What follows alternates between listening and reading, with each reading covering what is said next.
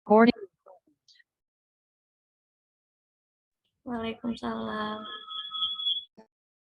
Ya, sudah lengkap. Nah, Mega udah mandi nih, Mega. Oke, kita mulai ya dalam membaca basmalah bersama. Bismillahirrahmanirrahim.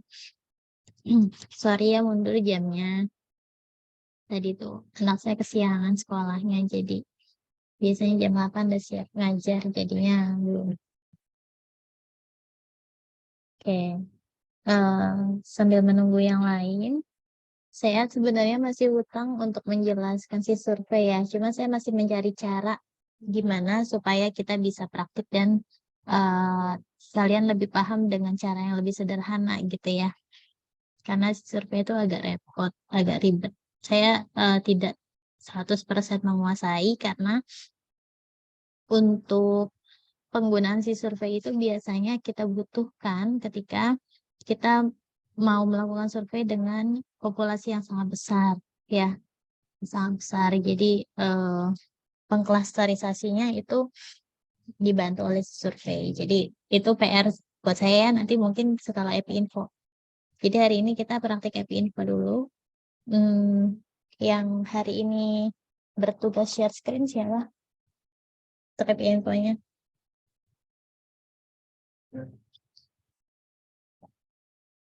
Nih siapa nih?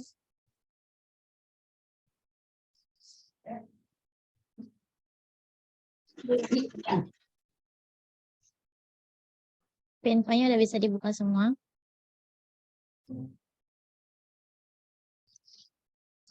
Mungkin sedikit pengantar ya tentang Info. Ini udah siap belajar ya. Saya masih agak ngantuk tidur yang malam semalam. Yang belum masuk Sofian sama Nisha Aulia ya. Satu lagi siapa? Safira udah ada. Hana nggak ada Hana. Si magang. Di sini yang belum magang siapa? Udah magang semua.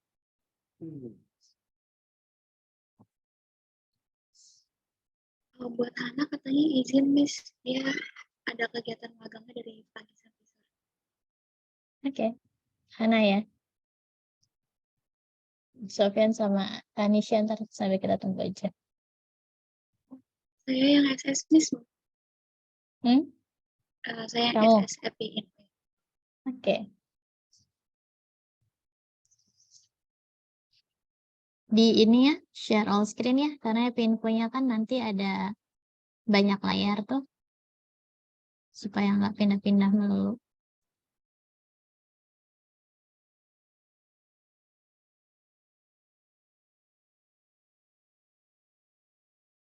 Nah, oke, saya kasih penjelasan ya, sekalian ya.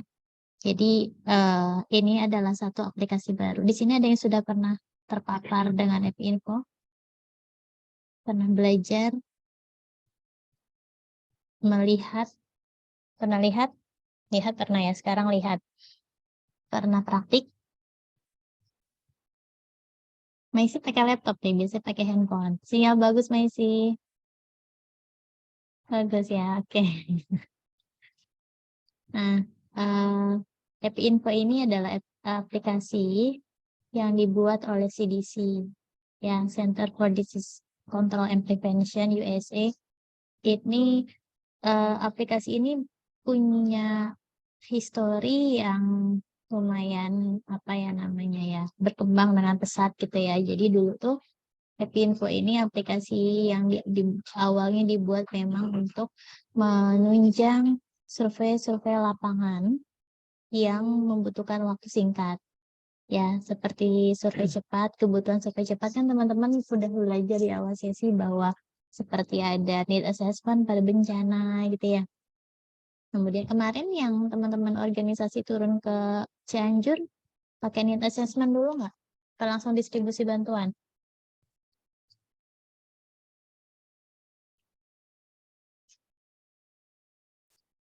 Nggak pakai need assessment. Udah belajar manajemen bencana ya? Ada diajarin nggak need assessment di bencana? Di awal, diajarin, dikasih instrumennya? Yang rapid health itu, Miss. Apa?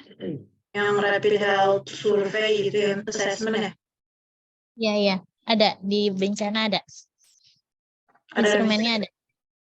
Nah, itu bisa dipakai buat kamu melakukan need assessment saat turun lapangan ke lokasi bencana ya. Jadi sebelum distribusi bantuan sebenarnya kamu assess dulu gitu ucapan wilayah apa namanya yang menjadi jangkauan bantuan kalian maunya di mana.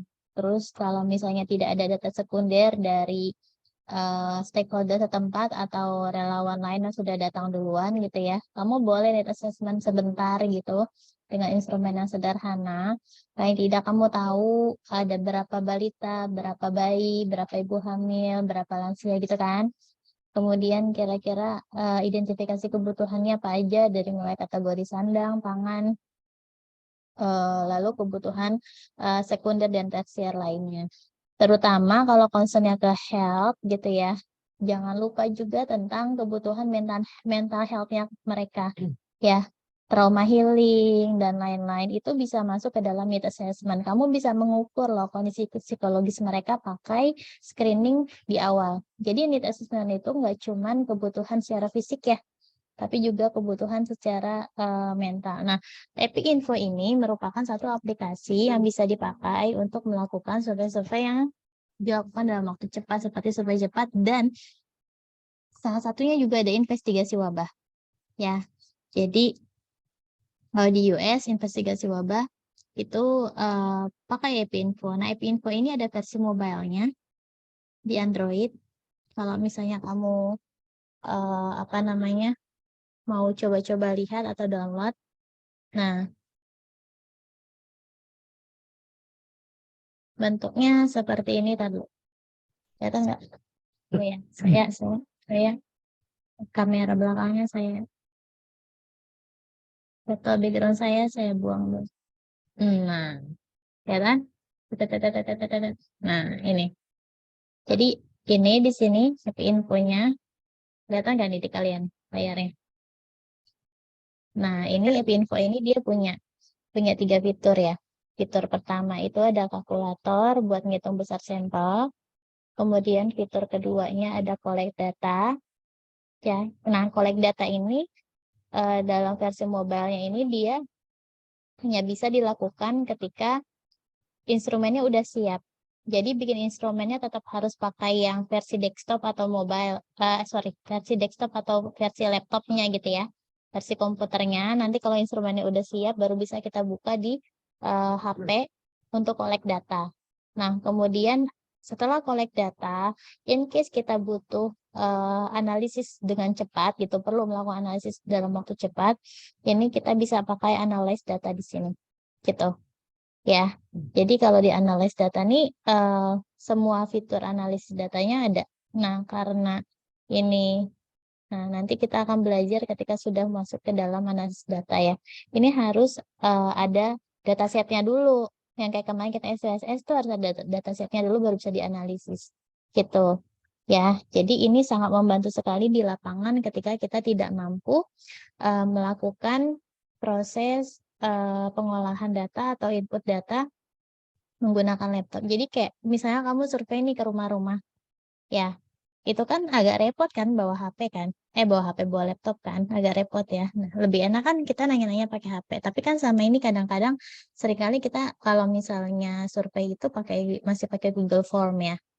Nah, Google Form itu pertama dia online gitu, terus kedua dia potensial errornya tinggi. Kalau misalnya di Epic Info dia sudah ada template dan itu tidak online.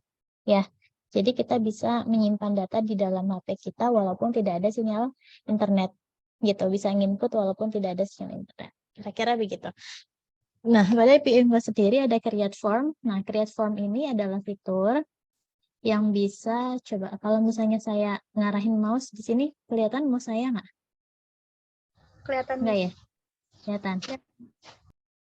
Nah, di sini di bagian create form itu adalah fitur yang bisa kita pakai untuk membuat kuesioner. Nah, kuesioner yang dibuat menjadi spesial di Epinfo kenapa? Karena ada field validation. Field validation ini adalah fitur yang bisa kita setting dalam Epinfo untuk memvalidasi apa yang di-enter. Jadi kayak misalnya field validation kayak gini. Saat kita mau menghitung umur, ya, saat kita mau menghitung umur itu kadang-kadang menjadi tidak valid ketika kita hanya bertanya umurnya berapa. Ya, berapa umurnya saat ini gitu. Nah, akan menjadi lebih valid ketika kita bertanya terkait dengan tanggal lahir. Ya kan? Berapa tanggal lahir Anda, tanggal, bulan, dan tahun. Nah, di bagian field validation, ini kita bisa mengkalkulasi, menghitung umur real time-nya responden berdasarkan tanggal kelahiran hingga hari dilakukan survei. Ya, jadi kalau misalnya satuannya tahun, dia akan muncul dalam tahun. Jika satuannya bulan, dia akan muncul dalam bulan. Jadi kita nggak usah lagi nanya umur, hanya dengan cukup bertanya tentang tanggal lahir, maka nanti kolom umur akan otomatis terisi sendiri. Gitu. Jelas ya? Nah, kemudian itu contoh bentuk field validation dan itu bisa diterapkan dalam pertanyaan apapun gitu yang perlu validasi. Dan yang kedua ada skip logic. Skip logic ini adalah fitur yang bisa kita setting ketika ada pertanyaan-pertanyaan yang perlu diisi oleh orang dengan kondisi tertentu. Misalnya, apakah Anda saat ini sedang hamil, misalnya ya. Nah, lalu jika dia sedang hamil lalu dia menjawab iya, maka akan ada pertanyaan berikutnya. Ya, berapa usia kehamilan Anda sekarang, misalnya ya, dalam minggu misalnya gitu ya. Nah, tetapi ketika dia menjawab tidak, ya, ketika dia menjawab tidak hamil, maka apakah dia perlu menjawab pertanyaan usia kehamilan atau tidak? Tidak perlu kan? Nah, di dalam Epinfo ini bisa di skip logic. Jadi if yes, gitu ya, next to next question gitu. If no, misalnya, itu jump to question number berapa gitu. Itu namanya skip logic gitu ya. Jadi kalau dia menjawab dia tidak hamil, maka dia tidak perlu menjawab atau mengisi pertanyaan berapa usia kehamilannya kayak gitu. Ini namanya create forms. Nah, kita akan create forms ke sekitar 2 sesi pertemuan. Kemudian ada enter data. Nah, enter data ini adalah fitur yang bisa digunakan untuk kita mengentry data. Bedanya dengan SPSS, kita ngenter data itu di dalam tabel kayak Excel, ya, banyak row dan banyak kolom. Kalau di Epinfo, kita enter data dari template kuesioner. Langsung ada pertanyaannya, ada jawabannya, kita tinggal pilih. Gitu. Kemudian fitur yang ketiga adalah ini dulu, visual dashboard.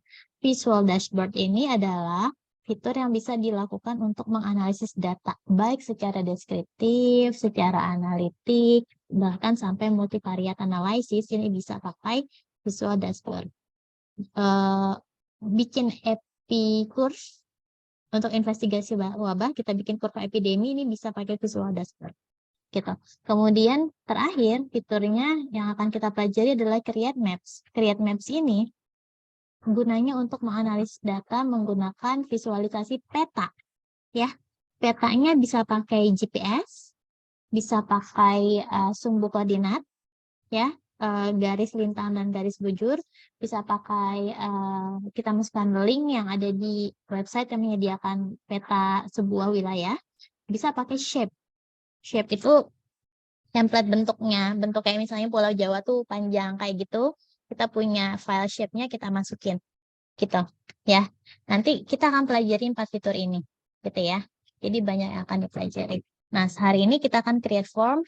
Nah, teman-teman saya mau menyampaikan bahwa praktikum kita kasusnya akan lebih dekat dengan kasus investigasi wabah. Nggak apa-apa ya. Jadi kasusnya kita mau telusuri masalah keracunan makanan. Nah, tetapi saya mau, ya saya lupa deh di mana ya.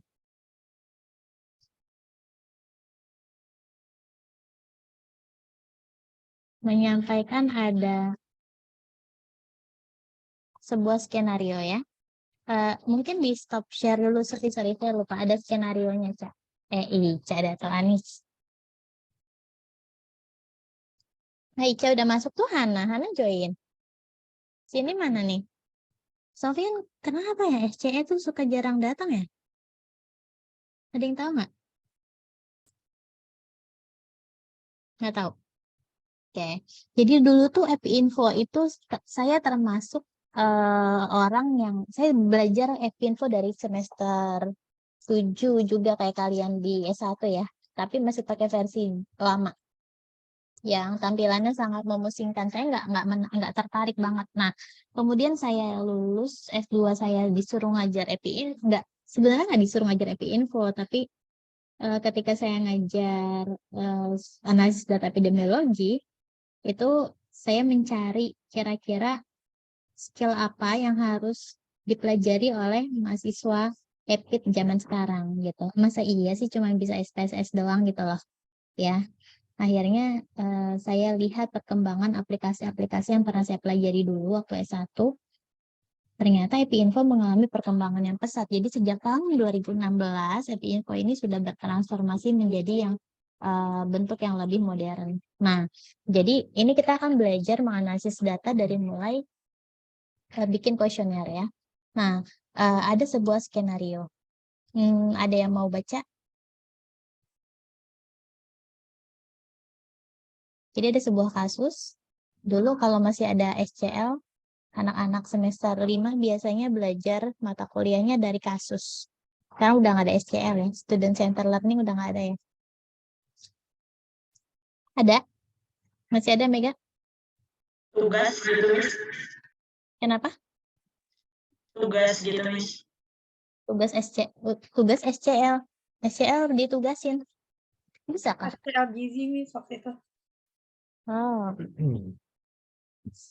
Kasih kasus kayak gini ya, skenario kayak gini ya. Iya, Miss, kasus gizi. Oke. Nah, sekarang siapa yang mau baca nih? Silakan.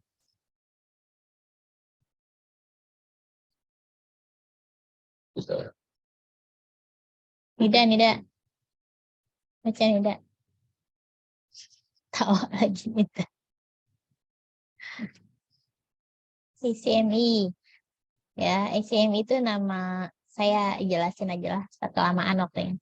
ACMI itu, karena kita prakteknya lama, Pak. Local Manufacturing Company. Jadi dia kayak sebuah perusahaan ya. Perusahaan manufacture tuh Indonesianya apa ya? Nah, di Georgia ya, di wilayah Morgan County. County itu kayak kalau di kita mungkin kayak kota gitu ya, kota madya gitu ya, Morgan County. Nah, hosted its annual company picnic on May 5th, 2012. Jadi mereka ada kayak family gathering ya, family gathering perusahaannya di tanggal 5 Mei 2012. Kemudian friends and family members of employees were also invited. Mereka diundang, juga boleh membawa keluarga atau temannya. Kalau yang belum menikah mungkin bisa bawa partnernya gitu ya. Kemudian there were between 250 and 300 people who attended the event. Jadi ada berapa orang nih yang datang? 250 sampai 300. Speakernya dinyalain aja nggak apa-apa. Nah, terus catering services were provided by a local sandwich shop. Makanannya itu cateringnya disediakan oleh apa namanya, semacam restoran sandwich gitu ya. Kemudian banyak macam sandwich yang disediakan. Jenis-jenisnya ada peanut butter and jelly, Reuben sandwich ya, egg salad sandwich, ham and cheese, grilled chicken, grilled cheese. Kalau nggak bayangin sandwich itu berarti kayak jiwa toast ya. Jiwa toast itu sandwich. Nah, ada sarapan kan. Nah, kemudian selain sandwich juga ada makanan lain seperti salad ya. Caesar salad, garden salad, dan chef salad. Kemudian ada jenis snack yang lain juga disediakan seperti potato chips, ada baked chocolate chips cookies, peanut butter cookies. Kemudian minumannya 2 macam, ada water dan iced tea. Kemudian kasus berikutnya setelah itu, because the event had a large number of attendees, nah food was served at 2 different times, noon and 2 p.m. Ini mesti dipahami. Jadi karena eventnya itu dihadiri oleh banyak orang, jadi makannya dibikin 2 kloter.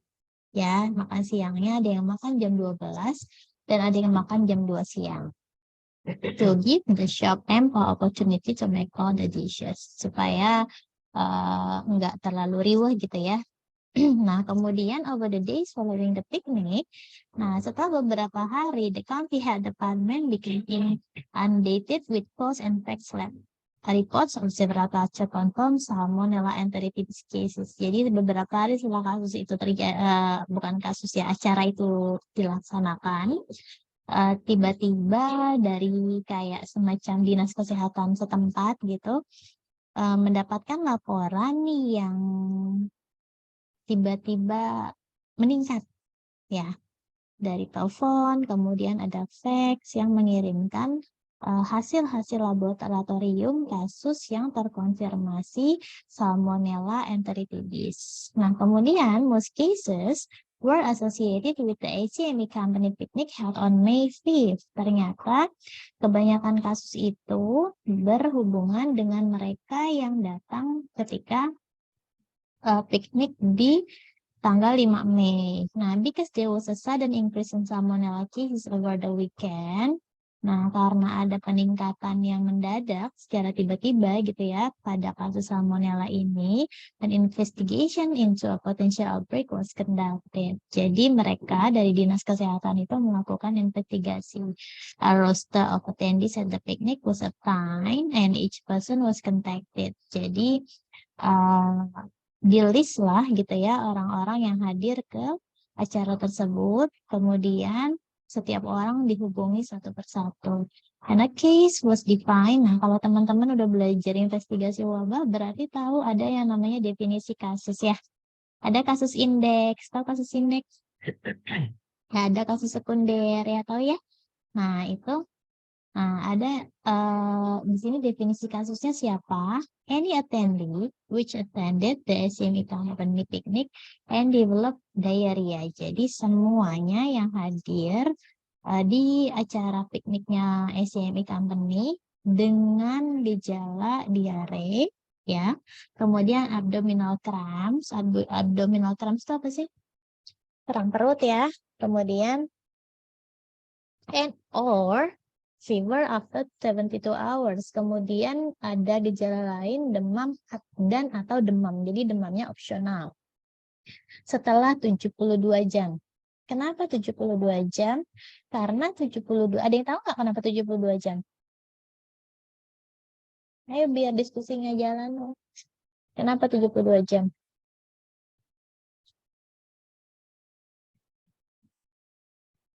Kok masih jadi pakai HP? Tadi ternyata kalau pakai laptop suara saya nggak ada, Miss. Oh, oke, nggak apa-apa. Gimana? Kenapa 72 jam? Ada yang tahu nggak? Del, kenapa Del 72 jam, Del?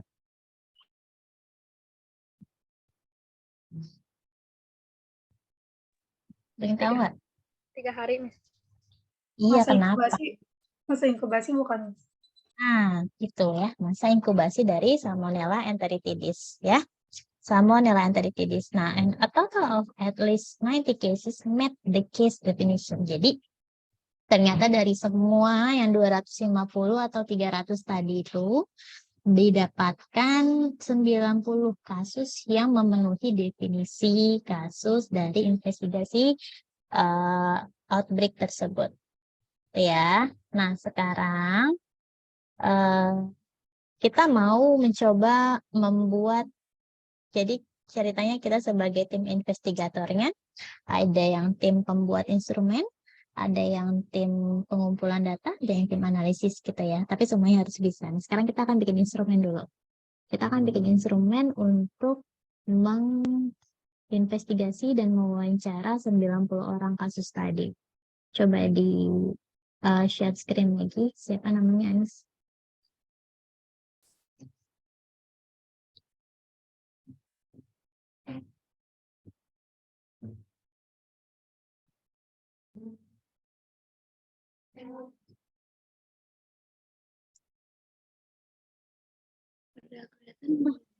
Zoom-nya mau dipakai ya? Taruh. Bentar.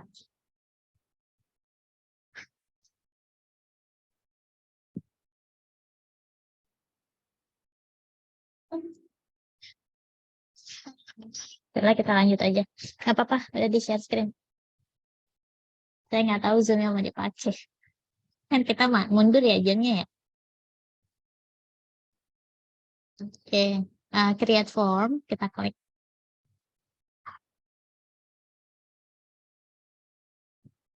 Mana?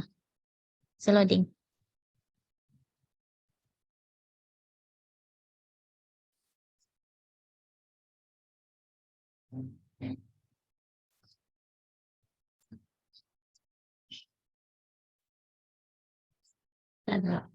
Kenapa nggak bisa? Itu ada tanda apa itu?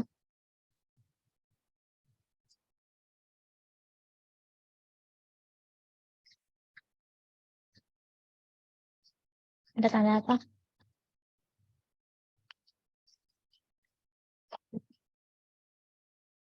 Continue coba. Oke.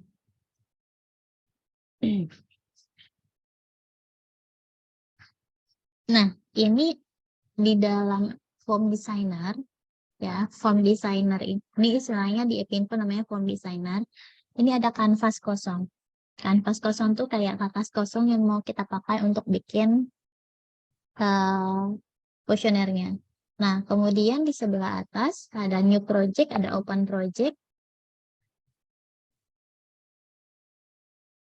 Kemudian ada juga project explorer.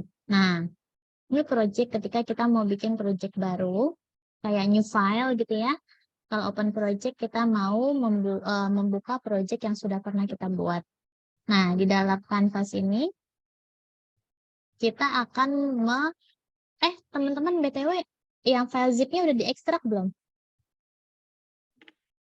Udah Kan nih. dapat udah ya? Oke, udah diekstrak.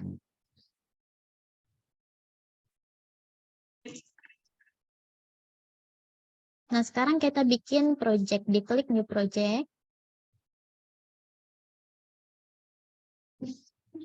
Udah.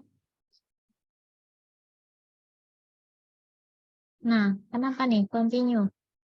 Kamu kenapa bermasalah ya? Configuration had not been loaded. Coba ditutup dulu, dibuka lagi deh. App infonya maksudnya. Itu app infonya yang terinstall bukan? Yang .exe bukan? Iya, Kok nggak bisa ya? Yang lain bisa nggak? Ada tanda error kayak gitu nggak? Coba yang mau share screen. Gantiin Anis. Takutnya punya Anis error.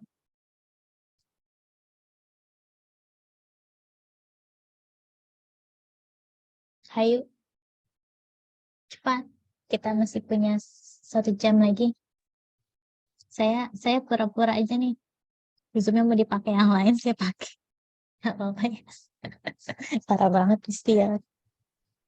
Ya kan FKM Zoom-nya masih banyak.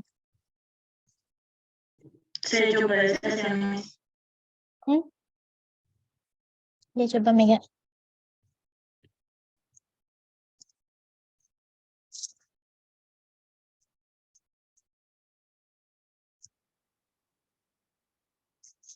Nih. Nah, di sini lu gedein aja. Nah, oke. Nah, new project, kemudian kita bikin project baru namanya Salmonella Example. Ya, ini karena kita pakai tutorial biar. Nah, nama projectnya nggak boleh di spasi. Oke. Nama projectnya nggak boleh di spasi.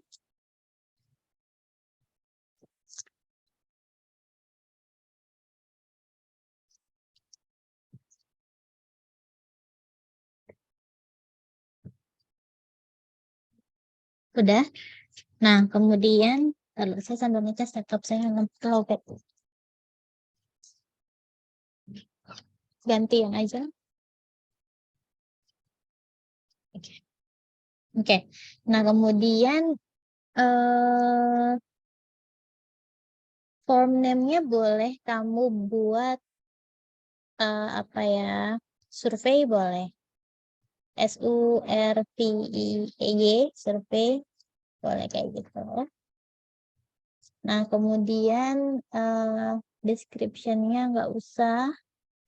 Lalu location-nya itu kamu mesti ingat ya. Berarti adanya di epinfo7/project gitu ya. Posisi kamu nyimpen filenya di situ, lalu di oke aja.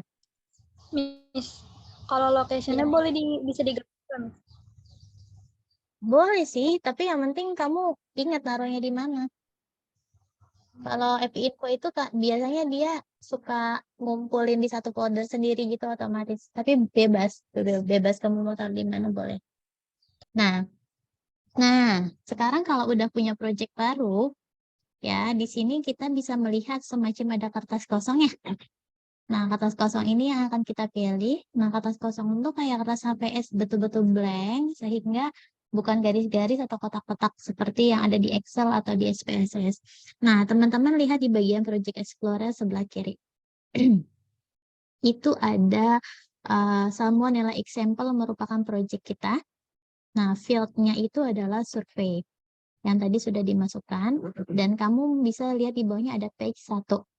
Nah, page 1 itu adalah halaman pertama. Kalau di Microsoft Word tuh kayak ya halaman pertama yang muncul.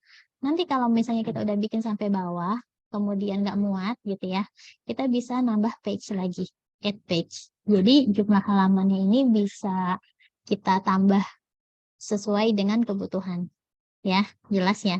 Jadi tidak ada batasan jumlah halaman dalam instrumen. Kemudian ada fields. Nah, field di sini banyak sekali menunya. Jauh lebih lengkap dibandingkan Google Form ya. Ada menu label or title, ini untuk bikin judul, terus ada teks. Kalau kita mau bikin pertanyaan pakai teks, kemudian ada teks uppercase, ini mirip dengan teks juga. Lalu ada multi-line. Multi-line ini ketika jawaban dari pertanyaan yang kita berikan itu esai. Ya, jadi narasi panjang. Misalnya jelaskan apa yang kamu rasakan saat ini gitu ya. Pokoknya narasi lah. Disuruh orang curhat di situ. Itu bisa pakai multi-line. Kemudian ada number. Nah, number itu biasanya dipakai untuk bertanya tentang nomor rumah gitu ya. Sesuatu yang dijawab dengan angka saja, umur gitu ya. Itu pakai number. Kemudian phone number. Nah, phone number ini template-nya beda dengan number. Jadi nanti kita bisa setting berapa digit yang bisa diinput. Sehingga kalau ada orang yang salah menginput kelebihan atau kekurangan digitnya, itu akan error gitu ya. Kemudian ada date itu tanggal. Time itu jam ya, jamnya 24 jam. Kemudian ada checkbox. Nah, checkbox ini adalah pilihan jawaban yang bisa diisi lebih dari satu. Sama dengan fitur yang ada di Google Form. Kalau kita sudah pernah bikin Google Form ya, tahu kan? Misalnya jenis makanan apa yang kamu makan. Itu bisa kita pilih atau bisa kita setting pakai checkbox, karena mungkin orang makan lebih dari satu macam jenis kan ya, satu macam makanan kan gitu ya. Nah, kemudian ada yes or no. Yes or no ini adalah pertanyaan tertutup ya, jadi yang jawabannya yes atau no saja. Kemudian ada option. Nah, option ini adalah pertanyaan pilihan ganda yang bisa kita gunakan untuk pilihan lebih dari 2 ya. Option, kemudian comment button. Comment button ini, aduh saya agak lupa, ntar kita coba praktek apa ya, comment button. Kemudian image. Image ini kalau misalnya perlu ngupload gambar ya. Kemudian mirror. Nah, mirror ini adalah, ini nggak ada unique identifier ya. Mirror itu untuk bahasa mudahnya menduplikasi. Misalnya, kita mau menginput data satu responden, si Ibu Ani misalnya. Nah, data si Ibu Ani ini kita input ke dalam 10 halaman kuesioner. Nah, 10 halaman kuesioner ini kan banyak. Sedangkan biasanya kalau nama orang kita input di halaman keberapa sih? Identitas pertama kan? Nah, di halaman pertama. Nah, ketika kita masuk ke halaman 1, 2, 3, mungkin masih ingat ini datanya si Ibu Ani gitu kan. Tapi kalau misalnya kita udah masuk ke halaman 6, 7, 8, ada potensi si enumeratornya punya error untuk menginput. Oh, ini tadi datanya siapa ya gitu kan? Iya kan? Nah, maka kita butuh fitur namanya mirroring ketika kita mau memunculkan nama si Ibu Ani di setiap halaman yang kita input. Jadi buat menginformasikan bahwa ini datanya Bu Ani loh, bukan datanya yang lain gitu ya. Jadi mirroring, jadi nama itu bisa di mirror di setiap halaman. Jadi meskipun kita masuk ke halaman 10, nama Bu Aninya tetap muncul di atas. Gitulah kira-kira ya. Kemudian ada lagi grid. Nah, grid ini aduh, saya lupa grid apa. Nanti kita pakai. Terus ada legal value, banyak banget. Nah, legal value, ada komen legal, ada code ya. Code itu, bener kan code ya? Di bawah komen legal, saya kok kelihatannya nggak kelihatan ya. Ada relate, ada group. Nah, di relate ini kita bisa linkage. Code itu biasanya kayak zip code kalau nggak salah. Nah, kalau relate ini kita bisa linkage khusus buat investigasi wabah. Misal, kita nemu kasus. Ya, kan kalau di luar negeri itu biasanya nama orang itu belakangnya nama family ya. First name sama family name kan. Nah, misalnya Adam Smith sama Jennifer Smith misalnya gitu. Nah, Adam Smith sama Jennifer Smith ini ketika kita lihat ternyata mereka tinggal di satu rumah yang sama, misalnya namanya sama-sama Smith, kemudian keduanya sama-sama sakit misalnya ya. Nah, itu kita bisa pakai fitur relate untuk mengaitkan, oh ternyata ada kontak antar keduanya. Ini penting ketika kita mau kontak tracing gitu ya. Di rumah itu ada siapa lagi selain mereka berdua gitu. Ada kemungkinan yang lain juga terpajan, misalnya kalau penyakit infeksi ya. Jadi kita bisa merelate pakai fitur itu. Nanti kita akan belajar ya. Lalu ada grouping ini kalau ada pertanyaan-pertanyaan yang mau dijadikan satu. Nah, bikin instrumennya agak ribet ya teman-teman, tapi saya harap ya kalian termotivasi buat belajar ini ya, supaya nanti kalau di dunia kerja atau dimanapun dibutuhkan udah nggak bingung lagi. Grid itu tadi untuk bikin tabel grid. Tapi kenapa nggak ada unique identifier ya di sini ya? Harusnya ada unique identifier buat masukin ID-nya responden. Oke, unique identifier. Nah, kemudian ada field properties. Nanti kita bisa bikin pertanyaannya itu required, perlu diisi. Kalau nggak diisi dia akan tetot, bunyi tetot gitu ya, harus diisi.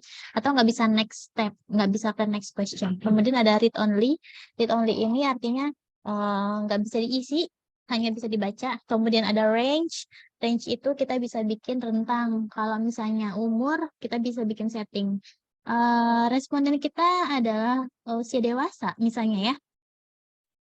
Maka umurnya kisaran antara 18 tahun ke atas, sehingga kalau misalnya salah input umur, dia nginput harusnya 25, nginput aja jadi 15, itu nggak akan bisa keisi. Atau akan muncul checkbox error, itu namanya range. Kemudian repeat last. Repeat last itu bisa untuk mengulang atau memunculkan records yang lama gitu ya. Kemudian no future date. Nah, no future date tuh gini. Ketika dimasukin tanggal lahir, sering kali orang yang nginput tanggal lahir itu salah nginput tahun. Bener nggak? Salah nginput tahun. Jadi kayak kapan tanggal lahir Anda, dia ngeklik tahunnya itu tahun 2022. Saat kita search kan 2022. Ada yang dia ingat tanggal lahirnya. Oh, saya lahir tanggal misalnya 30 November. Harusnya tahun 97 misalnya ya. Tapi ternyata 97-nya dia lupa input.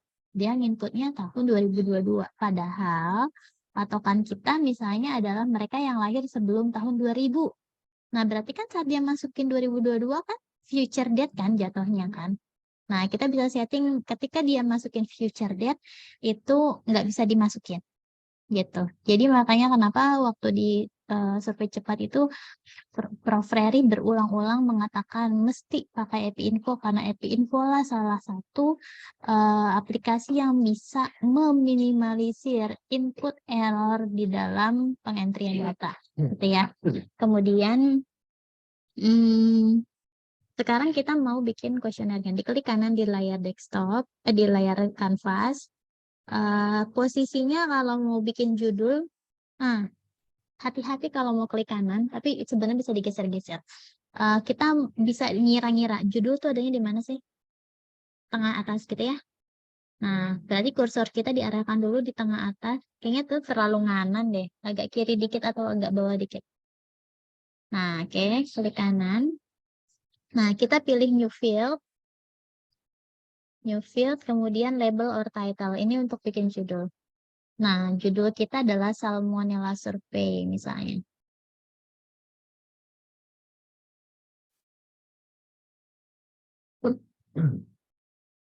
Nah, kemudian di bawahnya itu kan ada font ya. Itu di blok.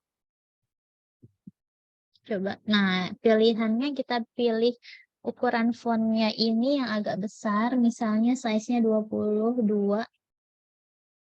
Naikin lagi coba. Nah, gitu. Coba di oke. Nah, ini udah agak gede ya. Tadi, oke. Kalau sudah, kita oke kan. Nah, terlalu kanan kan. Tarik aja ke samping. Nah, tarik kayak gitu. Nah, begitu. Ya. Oke. Nah, kemudian kita bikin pertanyaan lain tentang nama misalnya. Diklik kanan lagi sebelah kiri. Kemudian new field. Kemudian teks. Nah, teks ini buat input data yang nggak terlalu panjang. Pertanyaannya misalnya first name. Ya, kita mau nanya nama depan. Kemudian di field, field name ini adalah kode variabel. Kalau di question adalah pertanyaan kita, kalau di field name kode variabel yang makanya biasanya lebih sederhana atau lebih singkat. Kita tulisnya fname aja, Mega. Di field name adalah fname. Nah, kemudian, teman-teman bisa lihat di bawah ya, ada field on, ada read only, ada repeat last, ada required, ada encrypt. Nah, kalau misalnya first name ini adalah pertanyaan yang harus diisi, maka kita bisa centang required di sana. Jadi kalau nggak diisi, dia nggak akan bisa lanjut ke pertanyaan berikutnya gitu ya. Kan kalau di Google Form kan cuman nggak bisa submit kan. Kalau nggak diisi nggak bisa submit. Nah, kalau ini nggak bisa lanjut ke pertanyaan berikutnya. Nah, kemudian kita oke kan. Nah, akan munculnya kayak gini. Jadi kotak-kotak yang putih inilah yang akan menjadi tempat untuk kita menuliskan nama. Nah, terus kita mau bikin pertanyaan. Itu kegunaannya pakai teks ya. New field lagi. Masukkan date. Nah, date ini date of interview.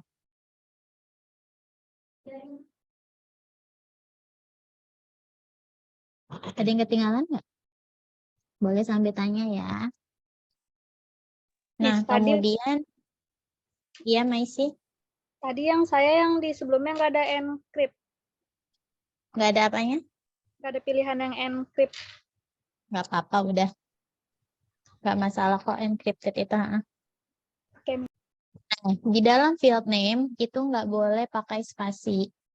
Jadi misalnya interview date, misalnya. Interview date atau, dia kan otomatis mengisi kayak gini. Ya. Nggak apa-apa juga sih. Kemudian, sekarang ada range. Durasi penelitian. Ya. Kapan sih interview itu dilakukan supaya nggak ada kesalahan entry, maka kita klik range-nya, maka fitur yang angka di bawah, tanggal di bawah itu muncul. kita mau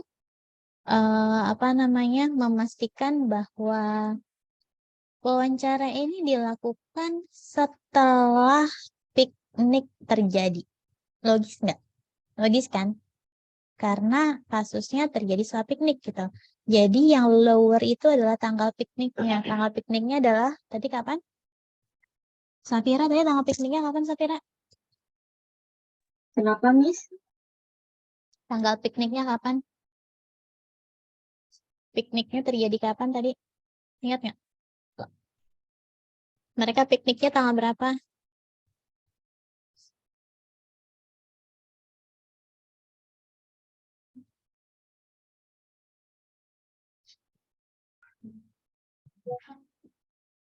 Di Mei.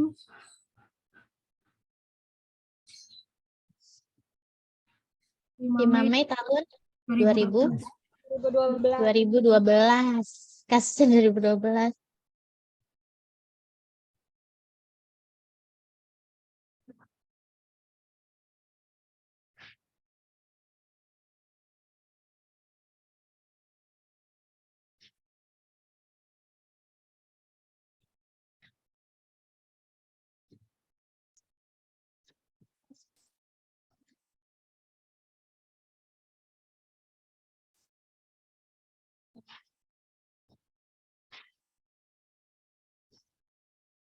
Nah, maksimalnya adalah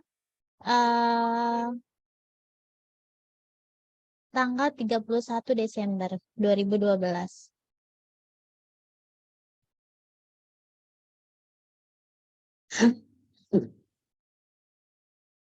Kemudian udah Desember.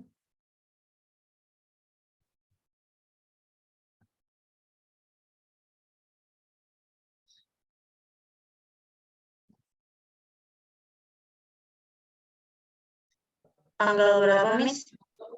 31 Desember 2012. Itu tanggal sama bulatnya sesuai sama settingan itu kamu ya. Settingan laptop kamu ya. Oke. Kemudian oke. Nah, itu tanggalnya bisa di input sama sesuai dengan kapan kita melakukan wawancara ya. Nah, kemudian kita mau bikin legal value nih. Legal value, new field, kanan legal value. Kemudian, legal value tuh kayak drop down list. Saya baru ingat drop down list yang ada di Google Form. Nah, legal value kita mau masukin gender. Gender. Nah, field name-nya boleh gender juga. Nah, kemudian ada yang titik-titik 3 di bawah. Nah, itu kita klik. Nah, di sini kita mau bikin pilihan jawabannya. Ya, create new. Di situ. Nah, gendernya pilihannya apa? Male sama female kan? Ya, male sama female. Kita ketik aja di situ male. Kemudian di bawahnya female. Nah, kita bisa bikin pilihan sebanyak mungkin ya. Tapi kan kalau ini gendernya 2 aja. Nah, teman-teman di sebelah kiri bawah ada tulisan do not sort. Ya, do not sort ini adalah opsi ketika kita mau mengurutkan sesuai dengan apa yang kita tulis. Male dulu baru female. Oke, kalau kita centang do not sort. Nah, do not sortnya dicentang. Tapi ketika kita mau menyusun secara alfabetik, do not sortnya jangan dicentang. Karena nanti dia akan muncul alfabetik meskipun kita ngentringnya ngacak. Gitu ya. Kita ngentringnya ngacak. Tapi kalau kita pengennya male dulu di atas ya, maka harus do not sort. Kenapa? Karena M sama F duluan mana? Duluan F kan? Jadi nanti kalau misalnya do not sortnya nggak dicentang, akan muncul female dulu baru male. Gitu. Kemudian oke. Ada yang ketinggalan nggak? Oke, di oke Mega. Nah, oke. Nah, kemudian oke lagi. Nah, kamu bisa lihat bentuknya. Di sini ada panah. Nah, itu bisa muncul ya. Jadi kan kayak apa namanya? Kayak drop down list yang ada di Google Form ya. Nah, kemudian selanjutnya adalah kita mau bikin pertanyaan tentang umur ya. Nah, di klik kanan, new field lagi, kita mau bikin number. Umur itu pakai number. Enaknya begini. Jadi kan kalau kita nanya pakai Google Form, berapa umur Anda saat ini? Padahal kita udah tulis, masukkan angka saja, misalnya gitu ya, dalam tahun. Tapi pasti ada aja orang yang ngetik 1 tahun, 2 ada kata-kata tahunnya gitu. Nah, kalau di sini cuman angka doang. Pertanyaannya adalah age, field name-nya juga age. Kemudian pattern-nya. Nah, ini ada pilihan pattern. Ketika kita klik panah, teman-teman bisa melihat ada tanda pagar. Tanda pagar di sini adalah berapa jumlah angka atau digit yang mau kita masukkan maksimal. Karena ini umur, berapa sih umur orang paling tua? 100 kan? Ya, ada nggak yang umurnya 1000?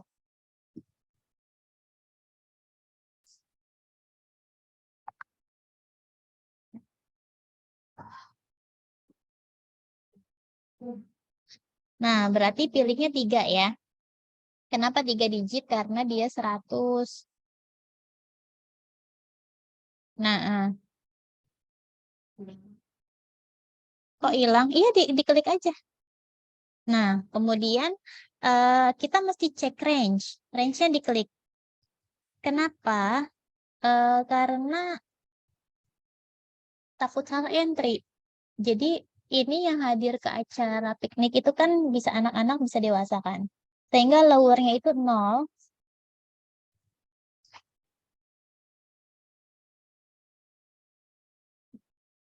Nah, kemudian upper-nya itu kira-kira umur orang paling tua berapa sih?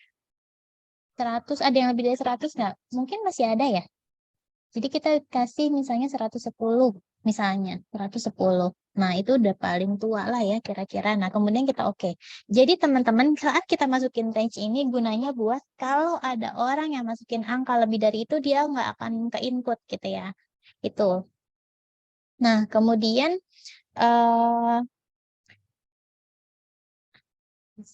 saya mau minta tolong kamu bikin pertanyaan lain. Nah, sebenarnya di buku praktikumnya ada sih, cuman ini lebih sederhana ya. Silakan di input, saya share di kolom chat ini ya, grup aja ya, boleh?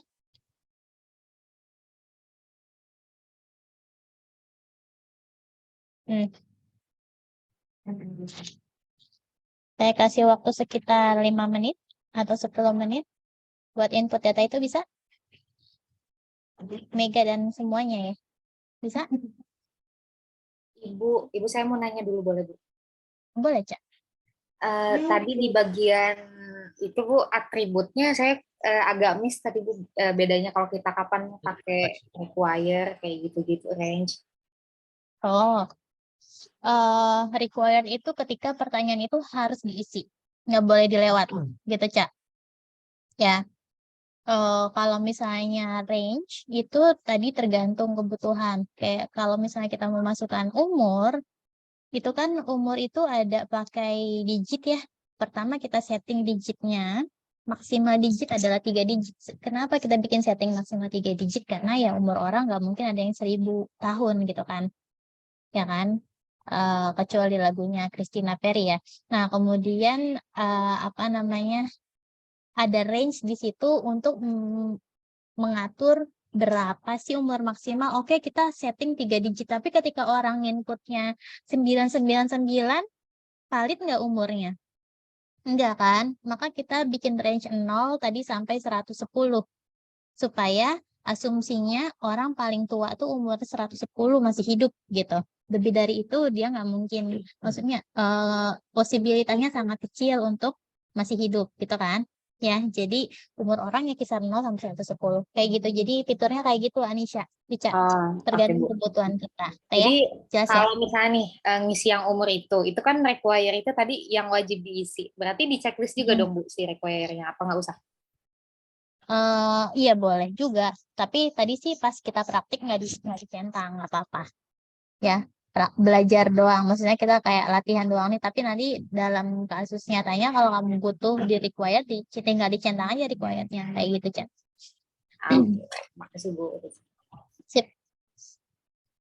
Udah lagi? Nah, kita kan udah nyediain fitur umur ya. Dan kita bertanya tentang tanggal lahir misalnya.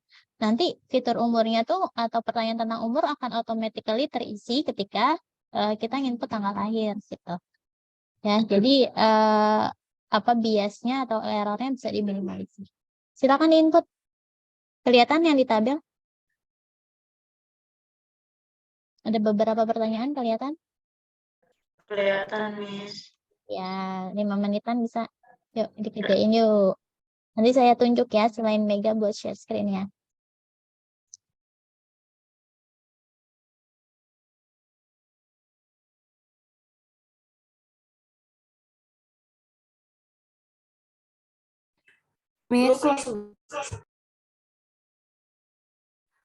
Miss, bentar ya, laptop saya nge-lag, Miss. VPN punya keluar masuk mulu. Iya, iya, nggak apa-apa.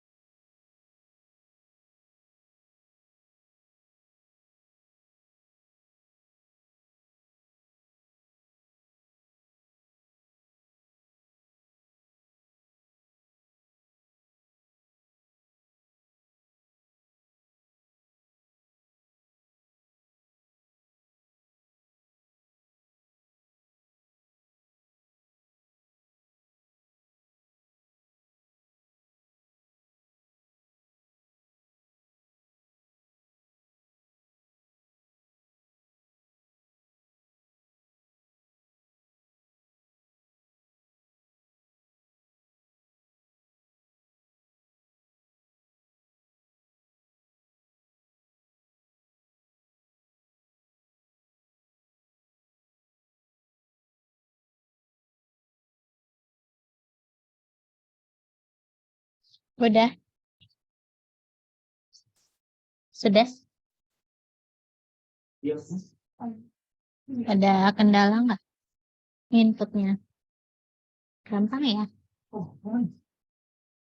Gampang kan?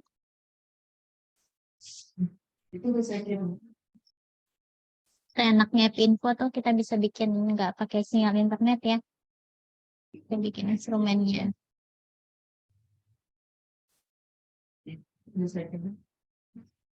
Ada yang belum?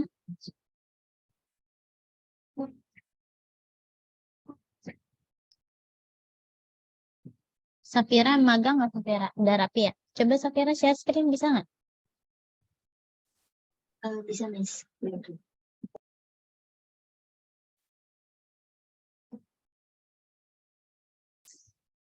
Masih di teras rumah. Dari sinyal bagaimana? Bosan di dalam kampus. Oh, pas.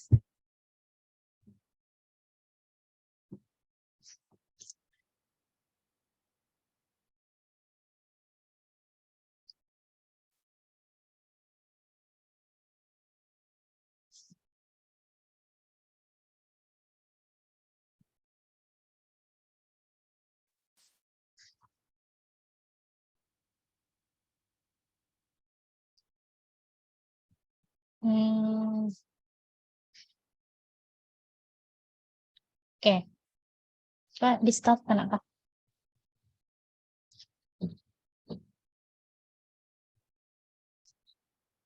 Kita mau bikin grup field-nya di sini nih.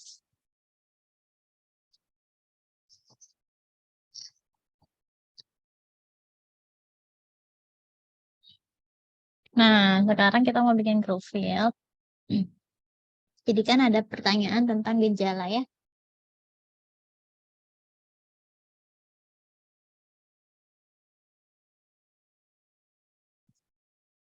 Abdominal pain di bawah tuh. Diarrhea, fever, nausea, vomiting, asymptomatic sama other. Nah, ini teman-teman di atas dari abdominal pain sampai ke bawah ada berapa tuh? 7 ya. Nah, itu di blok coba.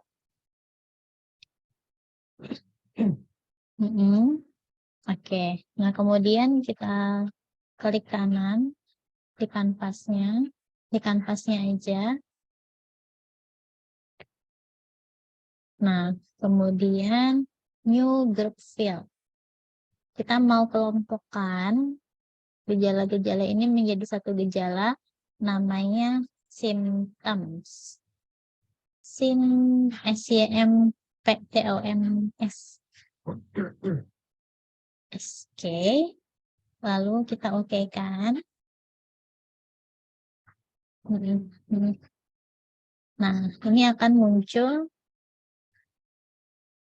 ketutup ya.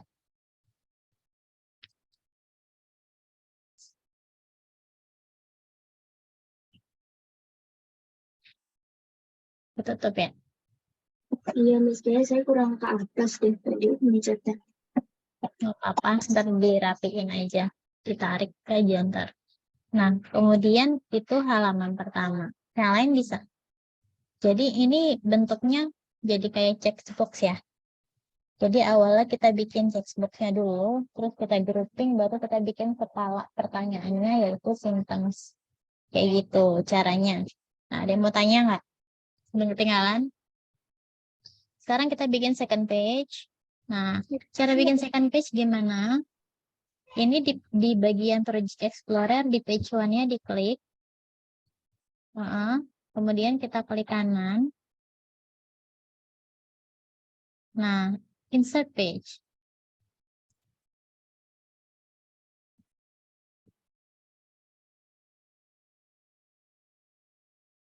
Atau insert page-nya di bagian survei deh, coba di cancel. Coba di bagian survei. Add page. Nah, oke aja, page itu aja. Siapa yang tanya tadi, Maisi? Ketinggalan, Miss. Yang mana? Tadi pas ngebloknya itu nggak keblok. Ulang. Di page Pada- 1. Nah, Malah pindah gitu, Miss, kalau pas di tokennya. nggak apa-apa, kabur-kaburan ya. Tapi udah di blok. Coba stop share, masih share ulang, share screen.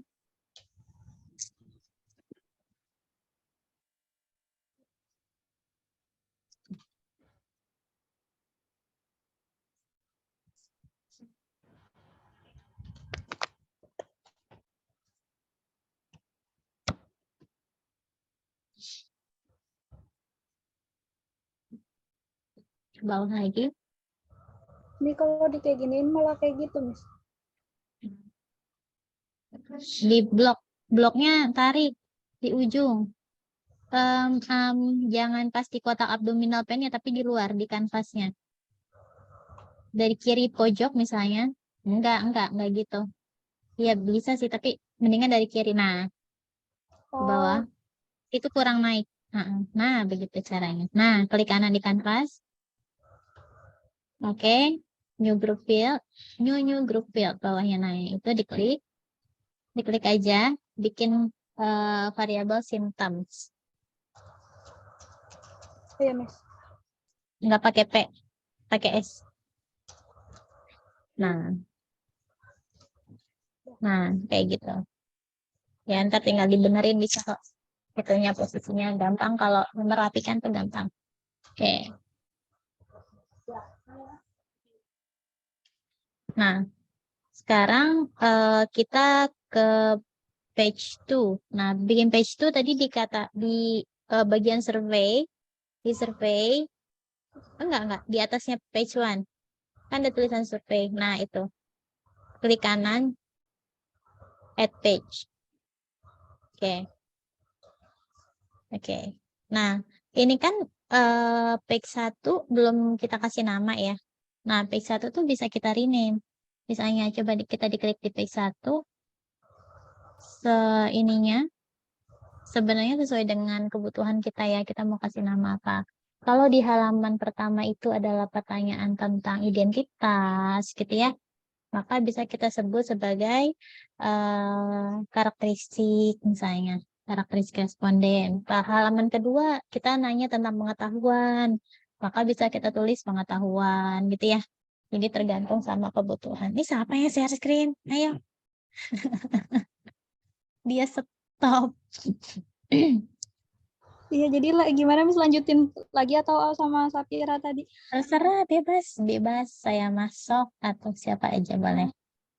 Silahkan.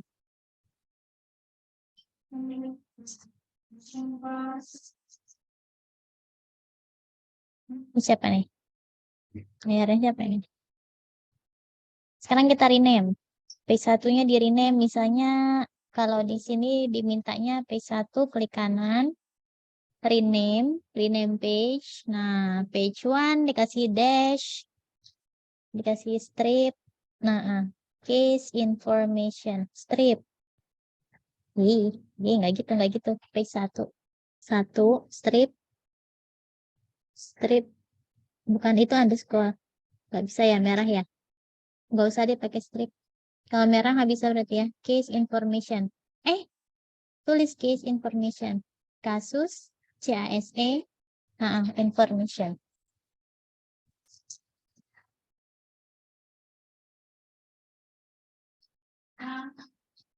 Oke.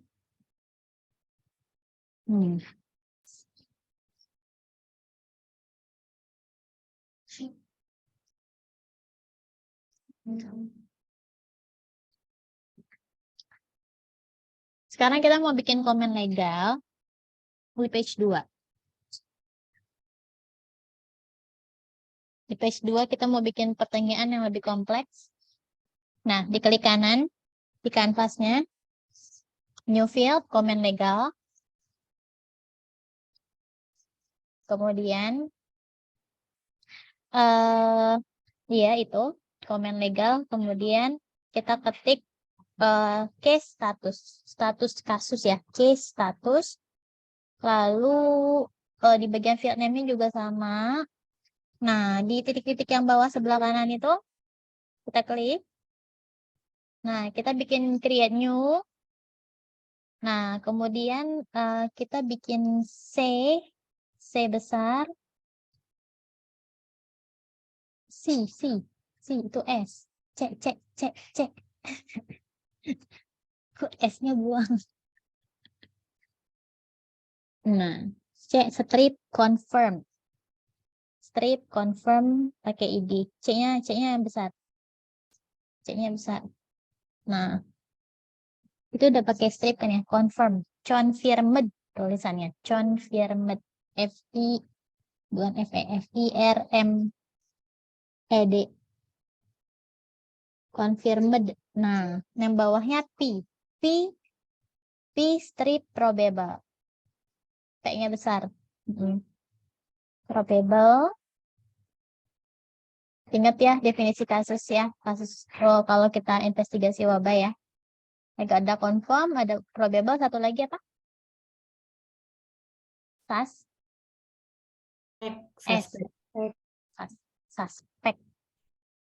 S strip suspect. Nah, karena ini kelebihan, dibuang yang bawahnya. Nah, klik kanan aja.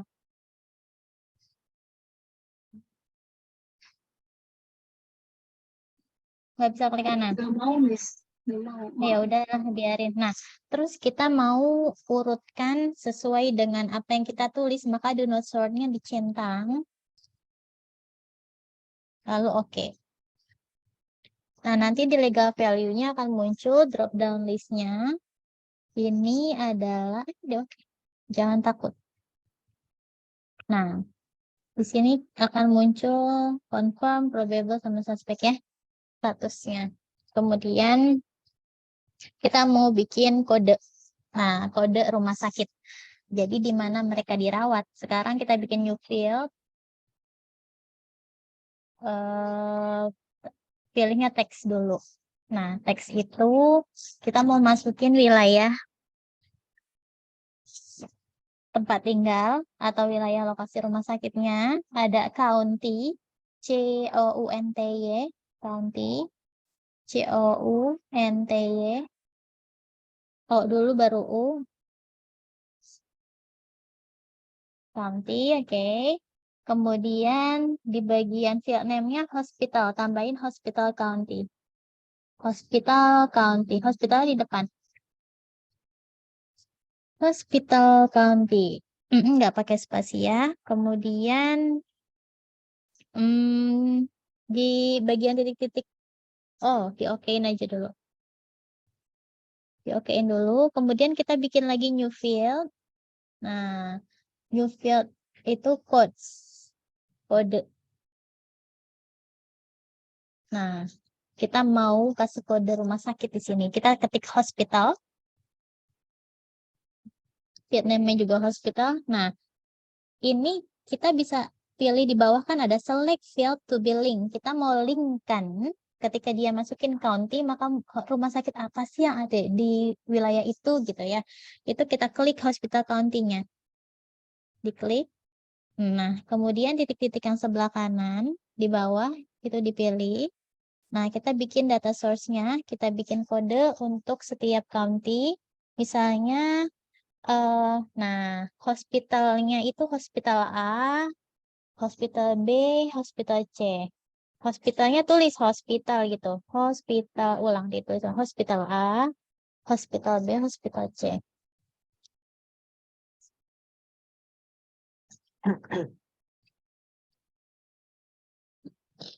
Nah, untuk hospital county-nya ada 3 wilayah di daerah itu. Ada yang namanya Morgan. Di kolom chat lihat ya. Kemudian ada yang namanya Jasper.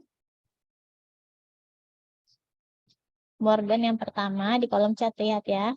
Ada Jasper, ada Putnam. Ini nama wilayah di US ya. Morgan, ada Jasper, ada Putnam.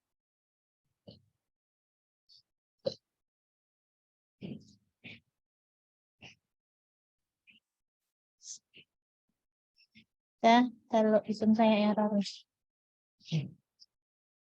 Oke. Nah, kemudian kalau sudah kita nggak usah sort, maka do not sortnya dicentang. Ya, do not sortnya dicentang. Nah, habis itu kita oke kan. Kemudian oke. Miss mau nanya.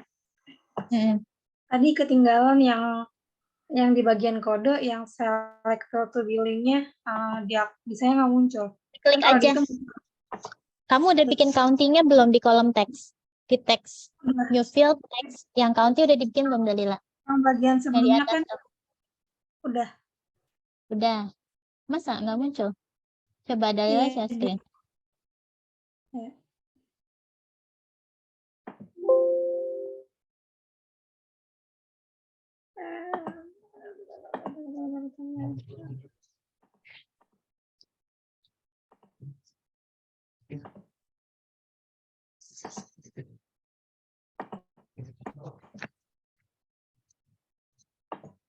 Nah, klik kanan, new field, codes.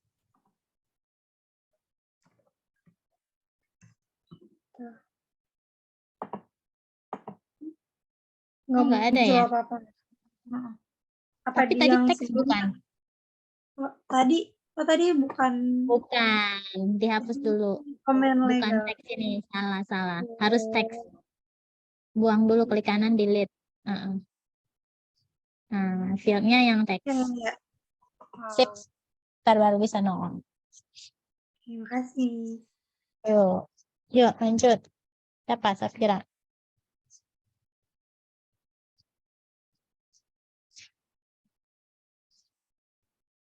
Nah, tadi yang kayak saya bilang, kita sekarang mau bikin mirror field. Jadi, ada halaman yang akan selalu muncul nama variabel tersebut supaya kita tidak lupa bahwa itu adalah datanya si responden A gitu ya. Nah, itu adanya di new field, klik kanan new field, lalu pilih yang mirror. Nah, mirror ini hanya bisa dilakukan atau di-input ketika variabelnya udah ada. Ya, variabelnya udah ada di halaman 1. Oke, kalau belum ada variabel di halaman 1 nggak akan bisa. Nah, kemudian tulis last name. Nah, di field name-nya L name aja. Last name kayak gitu juga nggak apa-apa sih. Habis itu oke. Hah, kamu belum bikin last name ya?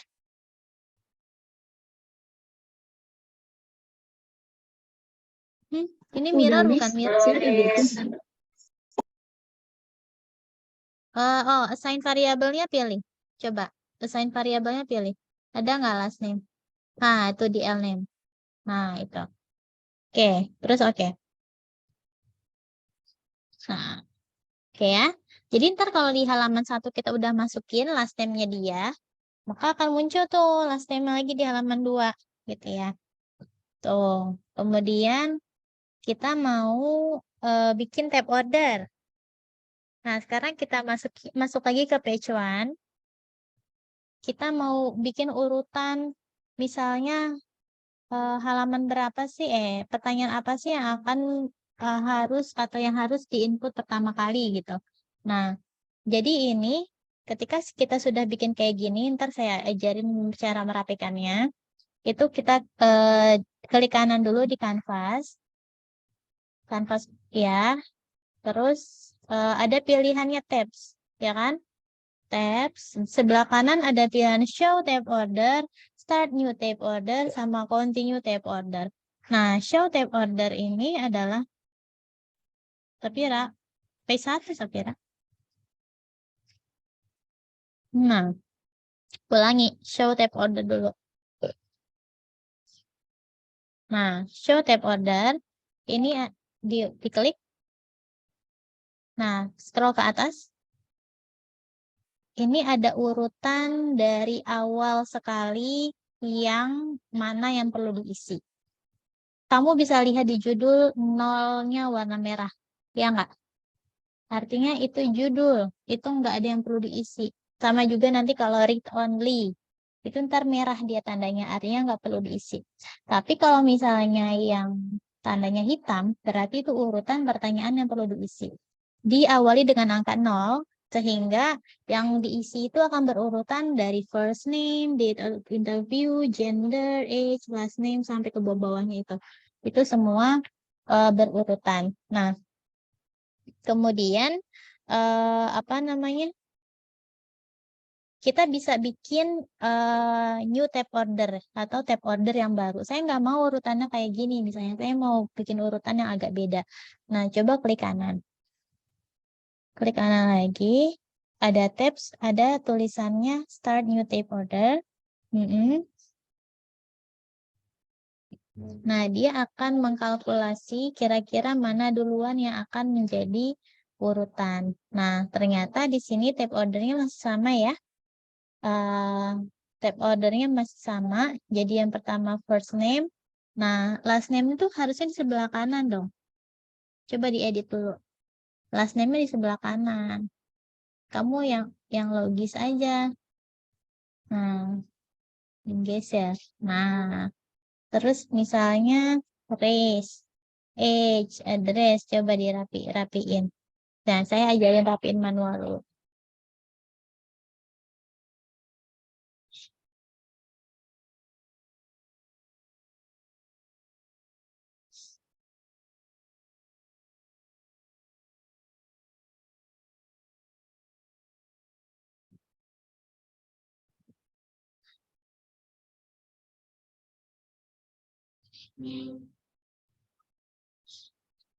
Dah?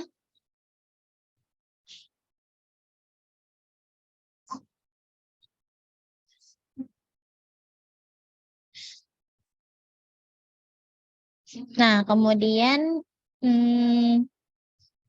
nah, sekarang coba diklik kanan lagi, start new tab order.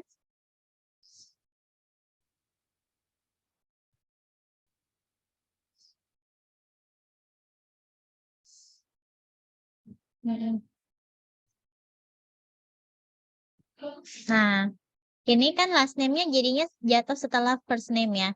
Ya enggak? Ya kan? Harus diisi setelah first name, di sini urutannya Samuel Survey 1, first name 2, last name 3, dan seterusnya berurutan gitu kan. Nah, kalau misalnya ternyata ada urutan yang mau kita atur lagi, ada pilihannya tab order yang terakhir, yaitu manually assign tab order. Coba di sebelah klik kanan lagi, di bagian tab order. Nah, tar dulu. Oh, lalu start new tab order ulang, diklik ulang dulu. Saya lupa, start new tab order, kemudian, nah, misalnya kira-kira habis satu, first name-nya jadi 1, misalnya. Kita klik nih, sekali, di dalam kotak hitam di first name. Klik aja. Klik, set as first tab, misalnya. Set as first tab. Nah, dia akan berurutan gini. Nah, kemudian di last name, ya.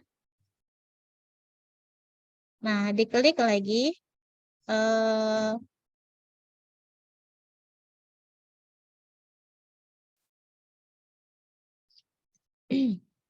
Second tab-nya harusnya masuknya ke sini kan ya.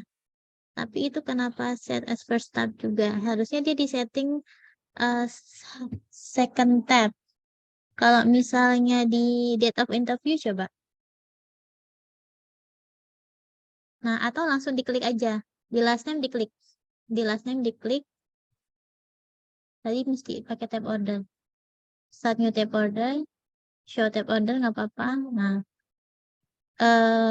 Nah, urutannya berarti misalnya last name diklik di kotak hitamnya diklik. Klik lagi. Kok dia jadi kelima, diklik lagi. Urutannya harusnya dia kedua nih. Nah, jadi random kan? Start manually-nya agak membingungkan emang kalau misalnya kita mau setting manual ya. Jadi memang disarankan kita urut dulu nih pertanyaannya, terus diklik kanan, terus start new tab order, dia akan berurutan sesuai dengan posisi pertanyaannya gitu. Intinya kayak gitu, kita bisa ngatur nih mana dulu yang mau ditanyain. Kayak gitu ya urutannya. Nah, atau misalnya di tab order itu kita mau bikin urutan sebagian saja. Ini karena kan cuma setengah, coba show tab order, jangan di show, di start new tab order aja lagi. Klik kanan, start new tab order.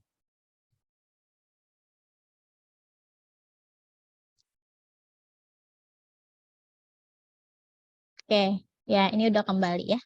Intinya gitu sih urutan aja. Nah, kemudian kita mau bikin pertanyaan yang tadi gejala ya. Kita mau bikin field assignment, dikebawahin yang gejalanya mana tadi. Nah, diklik kanvasnya biasa. Nah, gejalanya di blok dulu atau semua ini di blok dulu deh. Semua file di blok dulu, semua pertanyaan di blok dulu.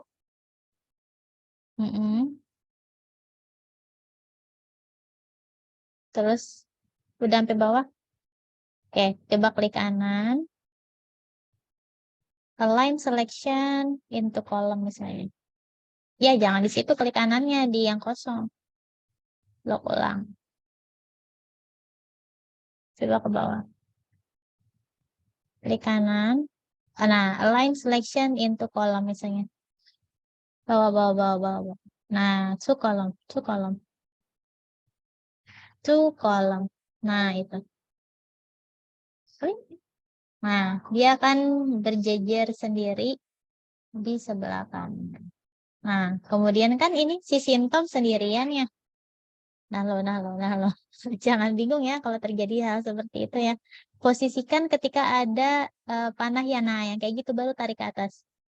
Nah, itu dia baru bisa bergeser. Nah, sekarang gini. Ini gejalanya kan kelihatannya kurang rapi ya. Nah, kamu boleh blok gejala-gejala ini. Coba di blok gejala-gejala ini. Jangan yang di dalamnya. Coba diklik abdominal. Pakai pencet shift atau kontrol coba. Sambil diklik semua. Shift atau kontrol ya. Nah, itu bisa shift atau kontrol. Saya lupa. Kontrol ya. Apa sih? Hati-hati. Dia sensitif. Pakai apa Safira? Shift atau kontrol? Oke, kontrol, Miss. Ya, kontrol semua abdominal pain. Lah, dari atas apa? Biar. Nah. Klik.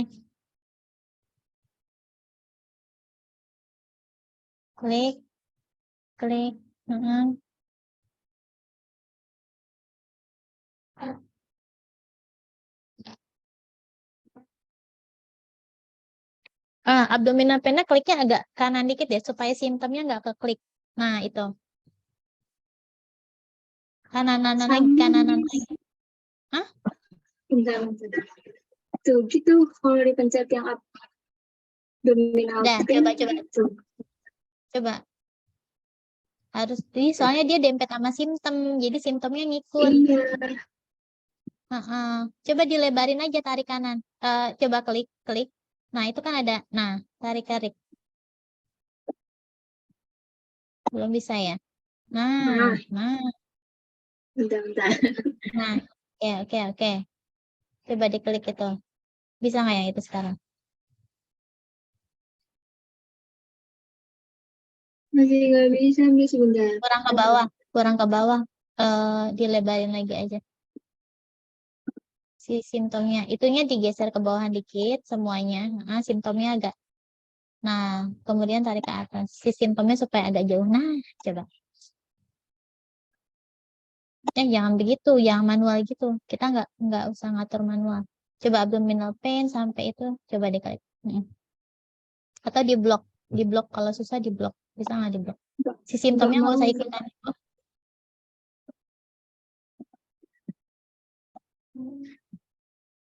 Nah, pelan-pelan deh, sabar ya.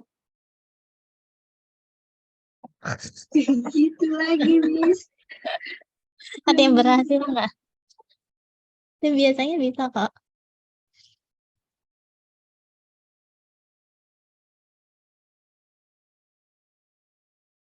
Gini. Nih, saya kasih tahu. Kayaknya bisa nih. Kamu tarik dari sini ke sini. Coba. Mm-mm. Kurang naik dikit berarti. Nah, simptomnya jangan kenain. Nah, sekarang klik kanan di kanvas kosong belah kanan. Belah kanan. Nah, sekarang align selection into column. Two column. Dua. Nah, saya cuma mau ngasih tahu nih bisa dijejer loh kayak gini gitu langsung saya. Nah, kliknya ribet banget ya tadi. Nah, ini kayak gini. Ini bisa dijejer jadi 2 dan dia akan setting secara otomatis ya. Terus misalnya kita blok lagi kayak tadi, kita mau bikin 3 misalnya kalau gejalanya banyak gitu. Ini cocok buat teman-teman yang pakai pilihan jawaban banyak. Dibikin 3. Align selection in 3 columns. Nah, begitu. Ya, ini jadi ada 3 kan? Tadinya 2 kolom, ini jadi ada 3 kolom. Gitu sih maksudnya saya mau ngejelasin itunya.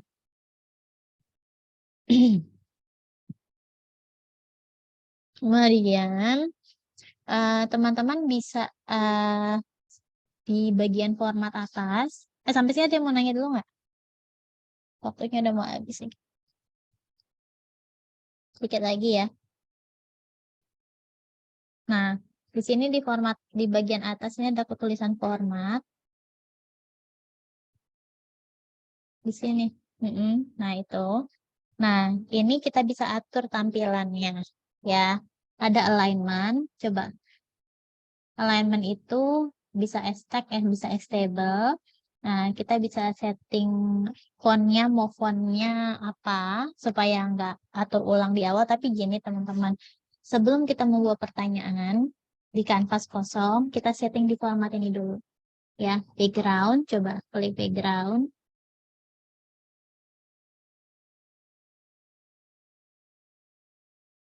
Nah, ini backgroundnya pun kita bisa atur. Kalau misalnya kertasnya mau pakai logo institusi, bisa choose image gitu ya. Pakein gambar. Terus colornya juga bisa dipilih, change color misalnya. Coba change color. Nah, kamu mau pilih colornya mau pakai misalnya warna hijau muda, warna apa. Kan karena tulisannya hitam, usahakan jangan yang gelap-gelap banget gitu. Nah, dicoba aja, oke. Misalnya ntar bisa diganti lagi kok. Ya. Nah, kemudian, image and color ini juga bisa disetting mau di-apply ke semua halaman atau mau di-apply hanya di halaman yang kita atur aja. Jadi kalau apply to current page only, cuma di halaman 1 aja. Tapi kalau di all pages, berarti bisa sampai ke halaman kedua dan seterusnya. Terserah Safira mau settingnya kayak gimana. Terus saya cuma kasih tahu itu. Dan coba di oke. Kalau mau lihat perbedaannya nih di page 1 itu jadi kuning kayak gini. Di page 2 tetap putih. Coba kamu buka page 2. Gitu ya, karena tadi apply-nya di current page only gitu. Kalau misalnya di all pages baru bisa. Nah, kemudian di bagian format ada juga grid. Kita bisa atur di sini grid itu adalah settingan titik-titik. Coba diklik. Nah, ada snap grid, ada show grid. Ini kan di layar kamu kan ada titik-titik hitam kecil ya? Ya Safira ya? Ya kan di antar jarak itu. Nah, snap to grid ada show grid. Kalau show gridnya di-uncheck, snap to gridnya di-uncheck, snap to gridnya di-uncheck. Nah, coba di oke. Dia akan polos kertasnya. Nggak ada titik-titiknya kan? Gitu. Biasanya grid itu buat bantu kita jejerin pertanyaan supaya rapih gitu ya. Jadi kamu lebih suka tampilan kayak gimana itu bebas. Itu buat gridnya. Terus tadi di format di bagian grid tadi, coba Saya mau kasih tahu juga kalau kita bisa setting grid-nya itu jarak antar titiknya. Coba snap to grid-nya dicek. Coba grid-nya dicek. Kemudian, nah, grid square size ini kita bisa pilih. Ya, jaraknya berapa? 2 spasi atau berapa spasi? Kalau kita masukkan angka yang lebih besar, misalnya 5, misalnya, maka nanti titik-titiknya akan lebih jarang. Gitu ya. Coba aja misalnya kita masukin 5 atau 10 bebas ya. Terus kita oke kan. Titik-titiknya akan lebih jarang daripada titik-titik yang tadi. Tuh, kamu bisa lihat nggak? Ya, ada titiknya nggak? Apa nggak ada titiknya? Ada nggak sih titiknya? Ada, Miss. Ada. Oh iya, kelihatan ya. Ngeblur sama kuning. Oke. Nah, itu kan lebih jarang ya daripada yang tadi sebelumnya kan. Maksud saya itu kegunaannya grid. Sekarang kita juga bisa ngatur ukuran halaman, ukuran kertas. Di format tadi ada paper atau apa ya. Coba di format. Format, kemudian page setup. Nah, page setup ini kita bisa setting kertasnya mau ukuran letter kayak di Microsoft Word lah ya. Mau ukuran A4, coba aja dipilih panahnya, diklik panahnya, kita bisa pilih A4, legal, A2, A1, A0, bebas. Atau custom size, gitu. Pakai satuannya milimeter atau sentimeter, biasanya begitu. Nah, kita mau pakai kertas A4, misalnya boleh aja dipilih A4, kemudian orientasinya gimana, mau memanjang, portrait, atau landscape, melebar ke samping. Terus ada default label fit alignment. Nih, saya mau kasih tahu. Kita bisa pilih tampilannya pertanyaan dan jawaban atas dan bawah. Di sini kan ada posisinya nih. Di sini ada posisi mana tuh? Ya. Di sini nih. Nah, ada di bawah default label, ada yang vertikal. Jadi ada yang atasnya pertanyaan, bawahnya jawaban kayak yang sekarang kita lagi bikin di sebelah kiri, atau yang horizontal. Kalau horizontal itu kiri kanan, pertanyaan kiri, jawaban di kanan. Tetapi kalau yang horizontal atau vertikal ini kita pilihnya itu mesti di awal sekali sebelum kita memulai membuat kuesioner. Karena kalau yang udah terlanjur dibikin atas bawah kayak gini, terus kita rubah jadi horizontal, misalnya dia nggak akan berubah. Coba deh pilih horizontal. Oke. Tuh, nggak berubah kan? Nah, kecuali misal kamu bikin klik kanan deh di samping first name misalnya Safira. Atau di halaman bawah setelah simptom coba Safira.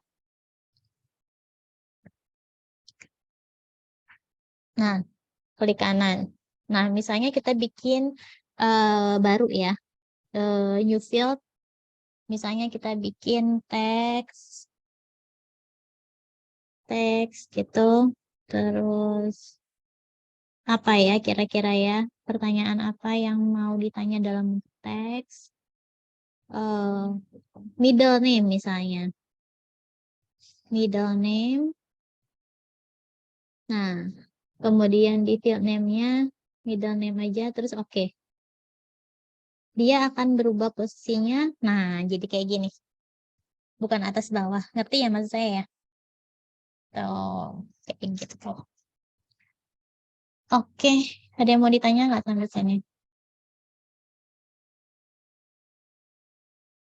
Nah, buat melihat data view atau variable view itu ada di tools. Ini kita udah bikin nih beberapa pertanyaan, kita pengen tahu variabel apa sih yang udah kita masukin di tools, diklik. Nah, ada data dictionary. Nah, data dictionary itu diklik. Nah, di sini kelihatan. Ini dan ini enaknya, ini tuh keterangan variabel ya, istilahnya ya, sangat detail. Sampai adanya di halaman berapa, adanya apa namanya promnya apa, field name-nya apa, nama variabelnya apa, tipe. Jadi ini kayak kalau di SPSS kayak variable view ya, kayak di variable view di SPSS. Dan ini bisa di print out ya, gitu. Tuh caranya. Kemudian ke bawah lagi. Sekarang kita mau bikin template. Nah, close. Jadi kita udah kerjain nih. Miss, ini kesimpan nggak? Bidara nih kesimpan nggak kira-kira Bidara? Dari tadi kan saya nggak suruh Ctrl S ya? Nggak ada ya? Kira-kira kesimpan nggak, Vidara? Belum, Miss. Belum. Nah, sebenarnya tadi kita udah bikin project kan. Ini sudah kesimpan di awal. Project ini udah disimpan di awal. Tetapi ini namanya kalau yang halaman per halaman itu disebutnya adalah template. Kalau template kita ini mau kita simpan dan kita bisa pakai untuk survei berikutnya. Misalnya setiap survei itu pasti butuh identifikasi identitas. Iya nggak sih? Nanya karakteristik nama, umur, jenis kelamin, alamat, semua rata-rata begitu. Maka kita bisa bikin template di halaman pertama misalnya. Nah, sekarang kita klik kanan. Nah, kemudian ada pilihan Save Selection as Template paling bawah sekali. Save Selection as Template. Nah, misalnya di sini. Nah, template name-nya misalnya Case Information misalnya ya. Case Information nggak boleh pakai spasi. Nah, kemudian kita oke-kan. Nah, kemudian udah. Nah, cara taunya ada di mana sih punya kita tuh? Nah, ini ada di bagian template sebelah kiri bawah. Udah kesimpan belum sih? Di bawah tuh ada tulisan template sebelah kiri. Nah, itu di bagian field-nya diklik tanda plusnya. Nah, ini punya orang semua ya. Berarti tadi yang kita simpan kan halaman 1 ya. Template-nya itu ada halaman 1, berarti pages. Pages. Nah, punya kamu mana? Tadi udah kesimpan belum? Di field. Nah, itu case information. Jadi nanti suatu waktu kamu butuh, tinggal tarik aja ke kanvas. Gitu, jelas. Ini udah kesimpan. Oke. Ada yang mau tanya? Nah, sekarang kita mau bikin project ini sebagai template. Ya, maka caranya di bagian atas sekali kan ada project kita tuh Salmonella example. Nah, di bagian Salmonella example klik kanan. Nah, itu ada pilihan Save Project as Template. Save Project as Template. Kemudian kita tulis template name-nya misalnya apa ya? Namanya apa? Terserah kamu deh. Nama template-nya apa? Salmonella survei boleh atau apa? Boleh di spasi nggak, Miss? Kayaknya sih nggak bisa.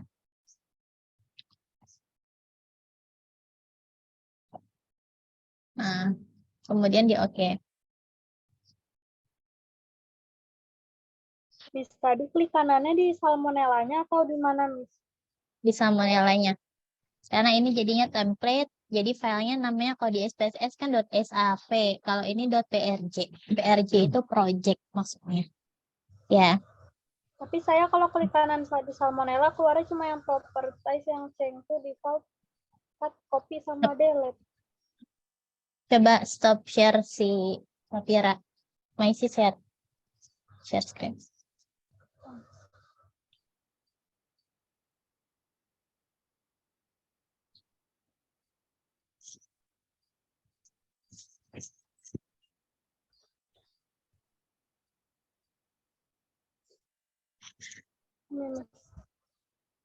Sama dia kuning juga. Bukan yang itu, di kiri di Project Explorer. Oh, di Salmonella example. Bukan, di kiri sekali. Nah, itu kiri sekali. Salmonella example. Nah, itu. Klik kanan. Nah, save project as template. Nah, di situ ya. Oke. Oke.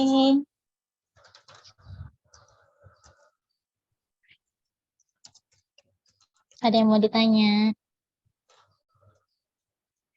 Ada yang mau ditanya nggak?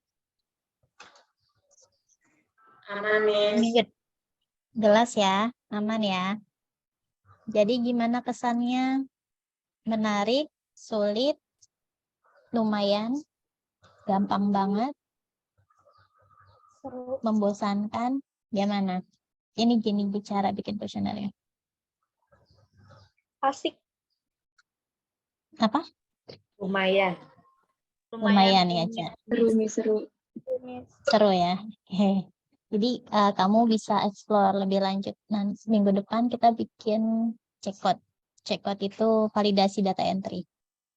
Jangan sampai salah input. Namanya check code gitu ya. Kalau dalam epidemiologi itu penting sekali untuk mengurangi bias apa? Ada yang tahu? Salah entry bias apa? Bias informasi. Ya nggak? Iya, salah input bias informasi dong. Salah coding bias informasi, ya kan? Iya. Oke. Kalau sudah, ada yang mau ditanyakan? Cukup? Cukup, Bu. Cukup. Kita tutup dengan hamdalah bersama. Alhamdulillah Rabbil Alamin. Bismillahirrahmanirrahim. Makasih banyak ya, Miss. Ya, terima kasih. Assalamualaikum warahmatullahi wabarakatuh. Waalaikumsalam warahmatullahi wabarakatuh. Terima kasih banyak nih. Sama-sama. Juga mau pakai Sip. Saya Ania.